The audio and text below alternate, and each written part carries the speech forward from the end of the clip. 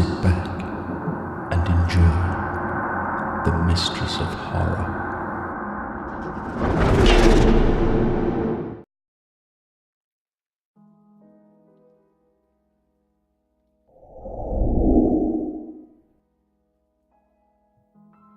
The Old Belfry stood apart from the church, an octagon-shaped building terminating in a squat, ungainly spire. It contained only 2 rooms. The room which occupied the whole of the ground floor was used as a lumber room.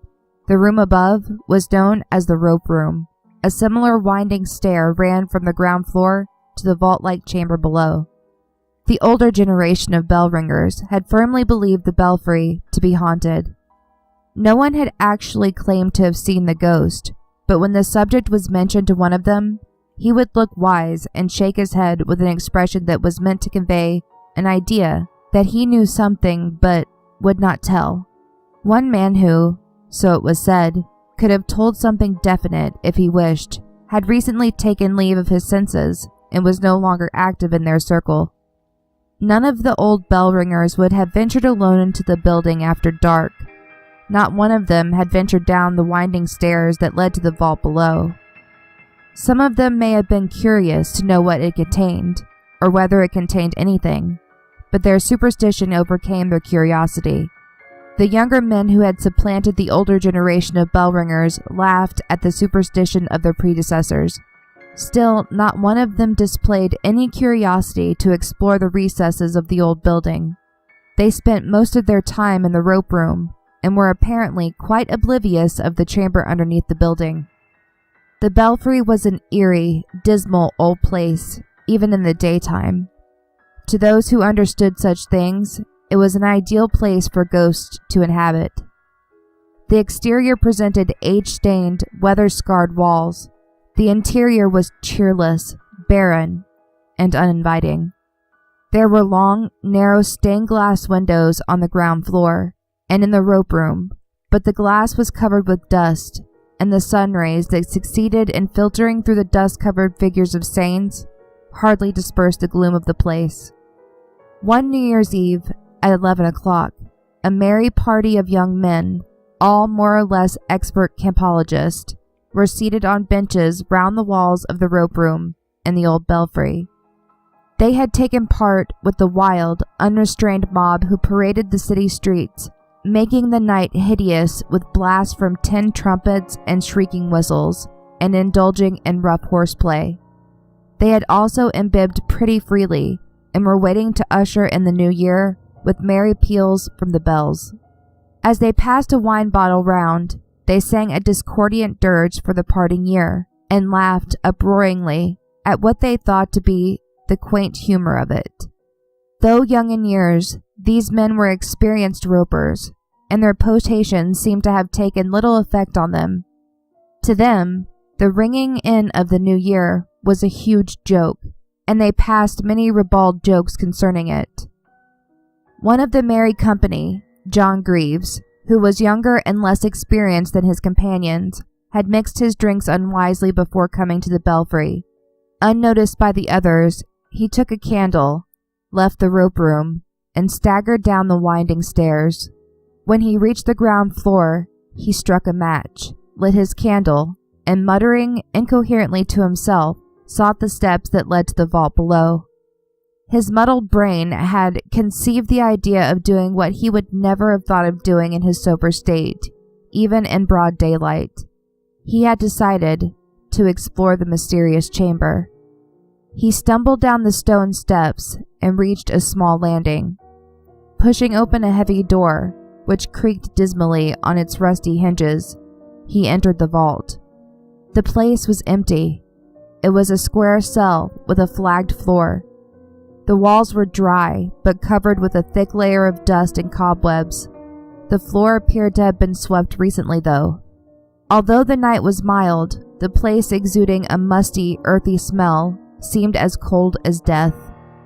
Greaves uttered a facetious laugh, muttered something to himself, and was about to return to his companions, when a sudden draught of ice-cold air extinguished his candle. He took a step forward. His toe caught in something, and he stumbled and fell. After many vain attempts to rise, he snuggled into the cold, dusty stone wall and fell asleep. It was then that he dreamed. He sat in the vault in inky darkness. Why he was there or how he came to be there, he did not know. Heavy footsteps surrounded the stone steps, and 2 monks in black habits and cowls entered the chamber. One of them carried a lantern and stood near the door. They did not appear to notice Greaves, and he cowered closer to the wall out of reach of the rays of the lantern. The monk advanced to the center of the floor, and, pushing an iron bar through one of the large flags, lifted it, and disclosed a square hole. Quaking with fear, John Greaves watched with fascinated eyes. The monks descended through the opening in the pavement. He could hear the scraping sound of their feet descending a ladder. He sat still for several moments, wondering what would happen next. He could hear the murmur of voices, but could not distinguish the words. The voices ceased. Then came the thud of a pick, followed by the unmistakable sound of a shovel throwing up earth. Impelled by an irresistible curiosity which overcame his fear, he crawled to the opening and peered below. He saw one of the monks digging a hole in the soft ground floor of what appeared to be a cellar. The other, by the feeble light of the lantern, examined the emaciated, ghastly face of a corpse clad in a monk's habit. Fearing they might look up and see him, John Greaves crept back and cowered against the wall once again. After a time, the sound of the pick and the shovel ceased. Again, he heard the murmur of voices. Then came a dull thud, as though some heavy body had fallen on soft earth. John Greaves shivered. He knew the monks had thrown the corpse into the hole they had dug. For a few seconds, all was quiet again. The silence was broken by the sound of a voice clear and distant. "Requiem. Enter them, dona is domini," it said. "Et lux puperte. Lucis es." Another voice responded. John Greaves realized the monks were reciting a burial service over the corpse, over their dead brother. He heard the Pater Noster and other prayers recited, and the thud of the earth and the scraping sound of the shovel as they filled the grave. Then he woke, turned over, made some incoherent remark, and went to sleep again. The clang of the bells when the hour of midnight struck failed to wake him. Long after they had ceased to ring, he woke again. He had a vague consciousness that something very cold and damp had brushed his face. He rubbed his eyes and stretched himself. Some seconds passed before he realized where he was, but he had not the remotest idea how he came to be there. He fumbled in his pockets, found a match, lit it, and recovered his candle. The wick spluttered for a minute, and then burned brightly. His dream came back vividly to his mind. He examined the flags that composed the floor of the chamber, but could not find the trace of the iron ring in any one of them. He was sobered now, and full of apprehension, but he could not withdraw his fascinated eyes from the floor. It was then a flag in the center of the room began to rise, inch by inch, with unfaltering and terrifying progress. Finally, it assumed the perpendicular and then fell back, making no sound, and disclosed a square opening. A monk, clad in a black, earth-stained habit and cowl, slowly emerged from the aperture. His parchment-like skin was drawn tight over the bones of his fleshless face. He carried a wooden crucifix in his hands. His eyes, glowing strangely and sunk deep in their hollow orbits, were fixed on the figure of the crucifix. His white lips drawn over teeth moved, but no sound came from them. John Greaves knew he was praying. He went to the door. John, fascinated, involuntarily followed him.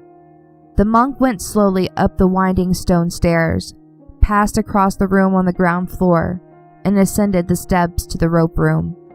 He went straight to the rope that hung from the tenor bell. He placed the crucifix carefully in his girdle, and taking hold of the rope, pulled it. John Greaves, with bulging eyes and mouth agape, watched the slack of the rope glide up through the hole in the wooden ceiling like a sinus snake, but no sound followed. The big bell did not ring. After an interval of several seconds, the monk pulled the rope again. He was ringing a passing bell, ringing it for himself, but no sound came from the bell above. John Greaves did not wait to see any more. He ran down the stone steps, and finding the door leading to the street ajar, he rushed out and slammed it after him. He had never run faster in his life than he ran from the belfry to his home on that New Year's morning. He could never be induced to go near the place afterwards, not even in the daytime. A week later, a priest was surprised to receive an envelope containing 2 sovereigns and a note requesting him to say masses for the repose of the soul of the unknown monk. John Greaves kept what he had seen a close secret until some years later, until, near the church, he passed a procession of monks, their heads cowled and bowed, and when the last had straightened his neck, it revealed a familiar face. That very same day, the belfry was destroyed by fire.